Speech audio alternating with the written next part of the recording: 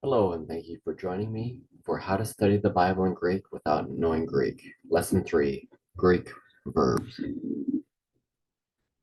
Today, the goal is to first of all learn about verb tenses, aspects, voices, and moods, and then to understand why certain Bible verses are translated the way they are. And then, of course, practice translating some Bible verses.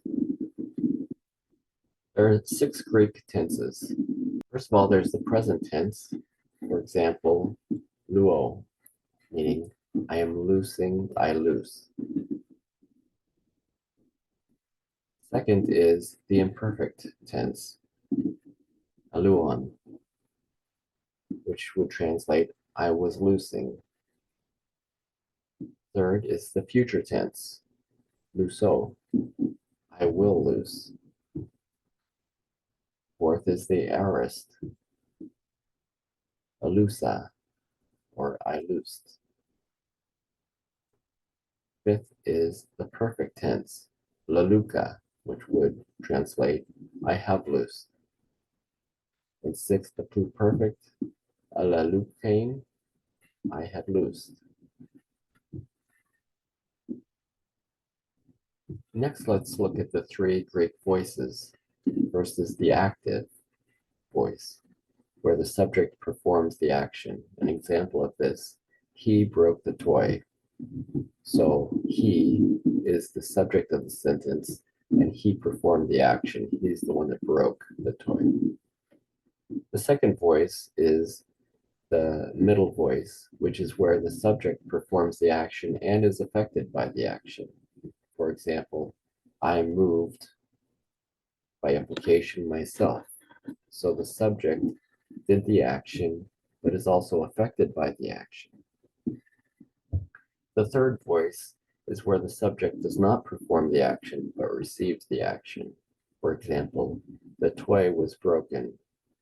So the toy did not do the breaking, but it definitely received the action. It was the one that was broken. Next, let's look at the 4 Greek moods. The first mood is the indicative mood. The indicative mood is used when something is presented as certain. This definitely happened. Or number 2, the subjunctive mood is something that is probable, contingent, or indefinite.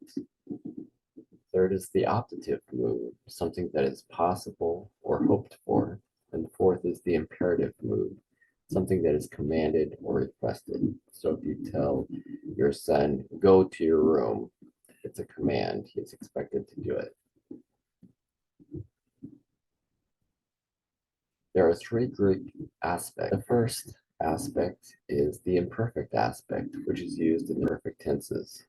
This depicts the action as ongoing or in process. The next aspect is the perfective aspect, which is used in the aorist tense. The action is complete or as a whole. Third is the stative aspect, which is used in the perfect and pluperfect tenses. This indicates there is an ongoing relevance resulting from a previous action or state. Next, when talking about verbs in basically any language, we have to look at persons, whether the verb is in the first person, second person, third person, and if it's singular or plural. So if someone says first person singular, it's referring to a sentence where the subject is I. I do something. That I go to the store. So that would be first person singular. Second person singular would refer to you. Singular you. Third person singular would refer to either a he, a she, or an it. Next is the first person plural. So first person singular is I, but first person singular would be we. Second person plural would be you all. You're not just talking to one person, you, but a group, and you're talking to all of them. You're addressing them, you all. Third person plural would be they. she or an it, but they altogether. So next, let's go ahead and practice translating Luke 10, 5 through 6. But for context, let's go ahead and read Luke 10, 1 through 4. Following these things, the Lord also appointed 72 others and sent them out in pairs ahead of him to every city and place where he himself was about to go. He said to them, "The harvest is indeed plentiful, but the workmen are few. Pray earnestly, therefore, to the Lord of the harvest, that he may send out workmen into his harvest. Behold, go, I send you forth as lambs in the midst of wolves. Don't bring purse, bag, or sandals, and don't greet anyone on the road." Let's go ahead and look at Luke 10, 5 through 6. Ein isalteta, vaikien, rotan, legete, airene, to, vaiko, tuto. Since we're talking about the verbs, let's go ahead and look at the verb in the sentence. Now notice there's actually no nominative noun in this first part of the sentence. It's implied by the verb. So this verb is in the aorist, subjunctive, active, second person plural. So the subject of the sentence is actually you. So it's you all talking to more than one person.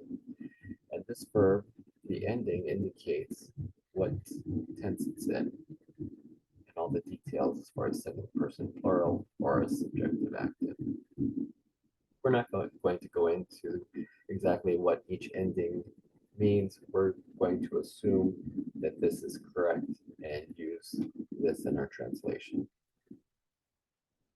So the subject is you, the verb might enter. Notice the aorist is typically past tense, subjunctive mood indicates that something is probable, contingent, or indefinite.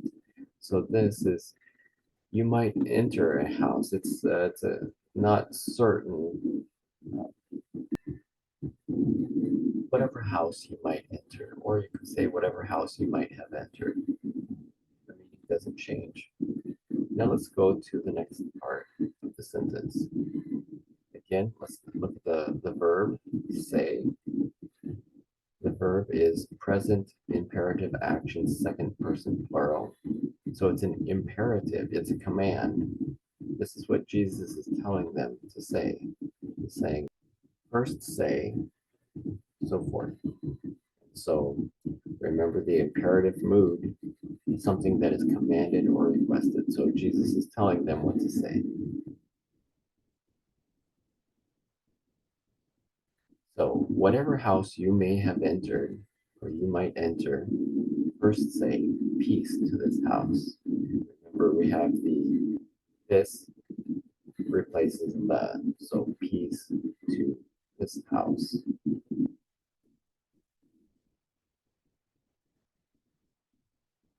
Next, let's go ahead and look at Luke 10:6. Kai ein eke Elias Irenes Aesatai Apon Ene. Let's break this up into two parts. The first part here, let's look for our nominative noun. We see a son right here. Notice there's not a definite article, so we would translate it a son.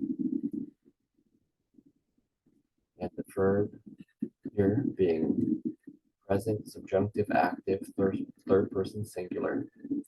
So because a son, that's third person, so we place this verb as a third person singular verb, present tense, and subjunctive active. Remember that subjunctive mood refers to something that is probable, contingent, or indefinite. Because it's if. Not sure if there's going to be a son of peace there or not. So that's why it's in the subjunctive if there is a son of peace. So that translation, I think, is fairly straightforward. Now let's look at the second part of the sentence. Again, let's look at where the noun is. The nominative noun, as you can see, it's erene. The nominative noun, it's a feminine singular noun, and it's peace. So the peace of you, or we would translate that as your peace, will rest upon him. Now we'll look at this a little bit further, but the peace of you, or your peace, will rest upon him or it. Again, it's third person singular, future indicative passive. So it's future tense, it will happen. Indicative mood implies that something that is presented is certain. This will happen. This is certain. And passive, the subject does not perform the action or receives the action. So, and if there is a son of peace, your peace will rest upon him or it. Let's look into him or it. What's this pronoun autan referring to? They're referring to a son of peace specifically, or could it be referring back to oiko, house? Notice it's also masculine singular. So as we'll see, there's some different translations, some referring to a son of peace, some translated as referring to the house. Personally, I believe when reading this in context, I believe that your peace will rest upon it. I believe it's referring to the house, or taking that further, the household. I believe it's referring to that your peace will rest upon the house or the household. Let's go ahead and take a look at how different translations actually translate this verse. If someone, okay, so this is the NIV takes some liberty here. Definitely not a literal translation by any means. Literally, it's a son of peace. Oftentimes, the NIV will kind of do gender neutral translations. So, if someone who promotes peace is there, your peace will rest upon them. Now, this is interesting. This is third person plural. Now, definitely in the original Greek, it's third person singular. So they're translating it more similarly to, as I believe, it's referring to the house or household. So that's where they get the them, is they're translating it as your peace will rest upon the household or them. If not, it will return to you. Okay, so this is an interesting translation. The NLT, if those who live there are peaceful, implying plural, third person plural, again, probably referring to the household, the blessing will stand. If they are not, interesting, again, it's talking about a son of peace, so it's third person singular. So this is an interesting translation. I don't totally agree with the way this has been translated. There's no question about the end. The end, all translations agree. The blessing will return to you. It will return to you. This is interesting that they use the word blessing. This airenes refers to peace. This word is believed to most closely be translated to the ancient Hebrew word shalom, of peace. And so it's where they get the blessing. The blessing will return to you, or the peace will return to you. Oftentimes, the peace in the Old Testament is synonymous with blessing. The ESV translates it as, and if a son of peace is there. Okay, so that's pretty literal. your peace will rest upon him. Okay, so they're translating it as the peace will rest upon the Son of Peace. But if not, it will return to you. If a man of peace is there, okay, so that's a little different. So instead of son of peace, it's man of peace. Your peace will rest upon him. If not, it will return to you. Um, the reason I like the phrase the son of peace or a son of peace is what I prefer. A son of peace, I believe, is a good translation. It's very literal because it has a reference as part of children of God, a son of peace, prince of peace, a household where there is a believer there. So I believe it has that phrase has implications. So I don't agree with just translating it basically where there people who live there are peaceful. I guess in English we have a context of peaceful. It's just basically just get along with others. They don't argue. I believe there's a deeper meaning here that as far as a son of peace, it's more referring to that there are believers that live in this household. Let's go ahead and keep looking at some more translations. We have the Berean Literal Bible.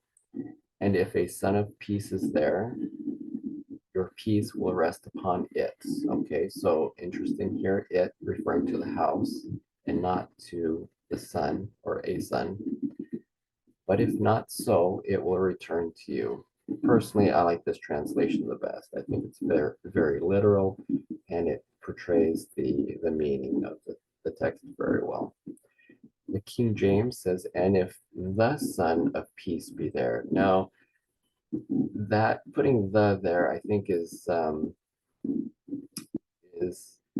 not accurate. There's no definite article here, and there's no reason.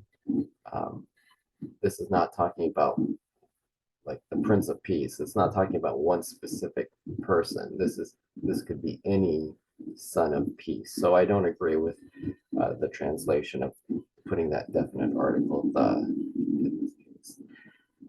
And if the son of peace be there, your peace shall rest upon it. Again, it's referring to the house. If not it, now this it is referring to your peace. Your peace shall return to you again.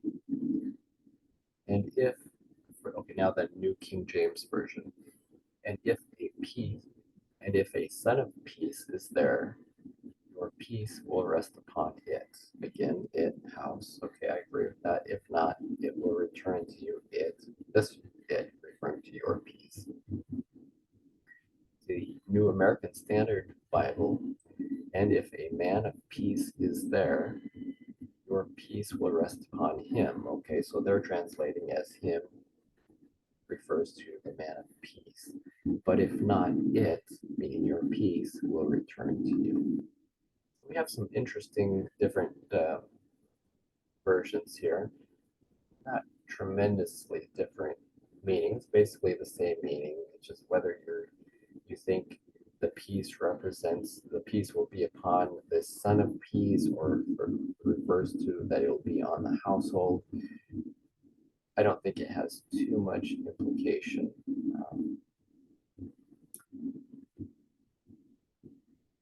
Here's a few more translations. The NSB 1995 says, if a man of peace is there, your peace will rest upon him, but if not, it will return to you.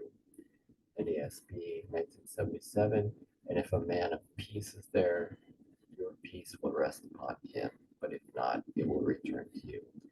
The Legacy Standard Bible, and if a man of peace is there, your peace will rest upon him. If not, it will return to you. So again, my preferred translation would be this Berean Literal Bible. And if a son of peace is there, your peace will rest upon it. But if not so, it will return to you. So let's go ahead and continue with this translation. Let's go for this last part of the sentence of this verse. So first of all, let's look at the, the noun. The verb helps us know what the noun is. We don't, if you're just looking here, we don't see anything in the nominative case. And so it must be implied by the verb. We see that the verb is third person singular. So referring to it again being peace, your peace. The verb is future, it will, indicative active. So indicative mood again means something that is presented as certain. This will happen. And the active, the subject performs the action. So it will return to you. The piece of you, your piece, will return to you. So there's not much difference in the translation of the second part. There's not much controversy. It's all translations basically say the same thing about this.